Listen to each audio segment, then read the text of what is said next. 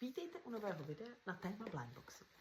Dneska dorazily z AliExpressu 4 blindboxy, z toho 2 jsou pro mě, 2 mám jako dárky, ukážu vám teda, jak to vypadá, ale ty 2 dárky, ty jsou kopie Cry Baby, jeden dorazil takovýhle krásný krabičce, ve který by měly podle mě jako chodit veškerý jako originály a blindboxy originální jako z AliExpressu nebo z Číny, protože prostě přišel úplně jako krásnej, nepoškozený a to je to prostě jako fake, jo?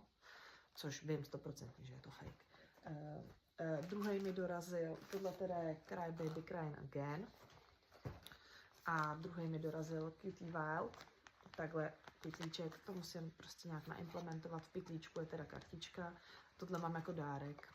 Oba ty Cry Baby synovec si přál.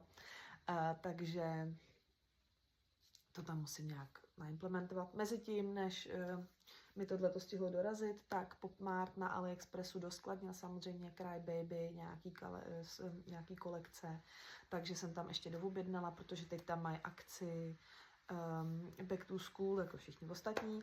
A když tam máte ještě nějaký jako svoje bodíky, anebo nazbíraný prostě nějaký bonusy, tak to vychází úplně na směšné částky. Takže mě prostě klíčenka Cry Baby, taková ta hlavička malá. Myslím, že jsem Tak, už jsem si vzpomněla. Objednávala jsem tam kolekci Cheer Up Baby, jsou taky ty hlavičky. Tak ty jsem tam objednávala v té akci, co tam teď mají. Vyšlo mě to na směšných 135 Kč, včetně dopravy. Plus jsem si tam koupila ještě, nebo objednala Sculpandul Impression, i tu Winter Series, tu tam mají taky teda skladem, ale ta se mi moc nelíbila, takže ta Impression a potají doufám, že tam budu mít třeba Pont, nebo něco takového, protože se mi strašně líbí. Nicméně ty mě vyšly na nějakých 500 Kč. Myslím, že je tam jinak asi za 780, takže to přijde docela vtipný. Nicméně objednala jsem si ještě kasu. Ty jsou teda úplně nádherný, protože to jsou taky dramatické figurky.